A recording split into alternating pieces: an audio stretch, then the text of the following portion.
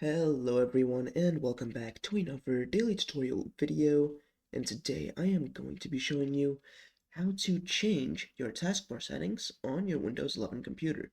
So let's get it started.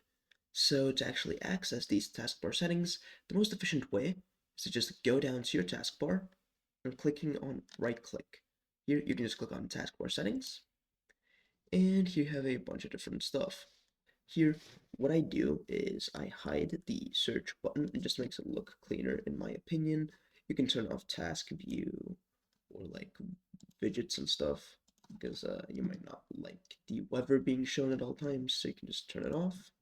And yeah, you can change your date and time as it's a related setting, and you can mess with notifications.